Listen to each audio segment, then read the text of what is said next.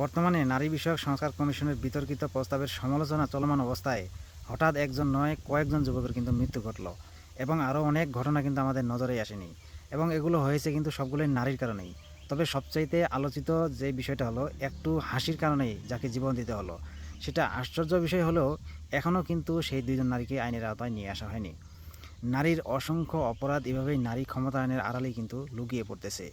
এই সংস্কারগুলো বাস্তবায়িত হলে, এটা হবার পর কি হবে, তারা কি করবে, হ্যাঁ, তার ছোটোখাটো একটা পূর্বাভাস কিন্তু এই নারীরাই কিন্তু দিয়ে যাচ্ছে।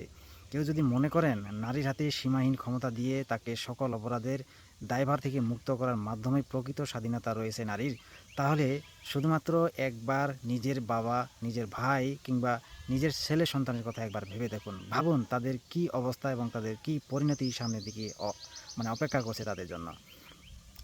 নারীকে পুঁজি করে একটা মহল কিন্তু এই সমাজকে ধ্বংসের মুখে ঠেলে দিচ্ছে এবং এই পুরুষ বিদ্বেষী সমাজ গড়ার পেছনে কিন্তু অনেক পুরুষের সহযোগিতা আছে।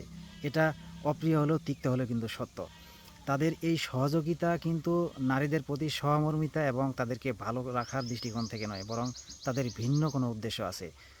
পুরুষ বিদ্বেষী এই সমাজ, হ্যাঁ, এই সমাজে যত এই আইন প্রতিষ্ঠিত হবে, সমাজ তত ধ্বংসের দিকে যাবে। আপনারা লিখে রাখেন, গত কয়েক মাস আগেও আমি বলেছিলাম যে এই যে ঘটনাগুলো হচ্ছে, আপনার এই আইন যে বাস্তবায়িত হচ্ছে, এই আইন বাস্তবায়নের ফলে সমাজে কি পরিমাণ বিশৃঙ্খলা সৃষ্টি হয়।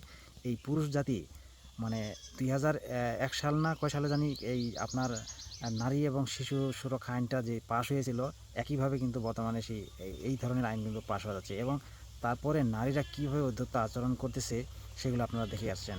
আপনার বিভিন্ন রকমের মিথ্যা নারী নির্যাতন মামলা, যৌতুক মামলা, এগুলো তারা দিয়ে আসতেছে। তো এখন তাদেরকে সুরক্ষায় যে আইনটা পাশ হচ্ছে, এই আইনের ফলে কিন্তু কঠিন একটা পরিস্থিতি পুরুষদের জন্য আসতেছে এবং এতে করে সমাজে শৃঙ্খলা তো আসবেই না, বরং বিশৃঙ্খলা একটা সমাজ সৃষ্টি হতে যাচ্ছে। এবং এটা এটা হওয়ার একমাত্র কারণ হচ্ছে নারীদেরকে পুরুষের প্রতিদ্বন্দ্বী হিসেবে পরিচিত করে দেওয়া এবং তাদেরকে এই বিষয়ে সহযোগিতা করা। বরং নারীদেরকে প্রতিদ্বন্দ্বী না ভাবিয়ে, তাদেরকে এইভাবে তৈরি না করে তাদেরকে তৈরি করা উচিত ছিল পুরুষের সহযোগী হিসেবে, কিন্তু সেটা না করে নারী এবং পুরুষকে দুজনের প্রতিদ্বন্দ্বী হিসেবে পরিচিত করে দিচ্ছে। তো এই কারণেই সমাজে এই দুরবস্থার সৃষ্টি হচ্ছে, আর এটার জন্য দায়ী কিন্তু অধিকাংশ পুরুষেরই, হ্যাঁ, কারণ তারাই এই ধরনের আইন তৈরি করার জন্য কিন্তু সহযোগিতা করে যাচ্ছে। তো যাই হোক, পরিস্থিতি পুরুষদের জন্য কখনোই ভালো আসবে না এবং এটা সমাজের জন্য খারাপ।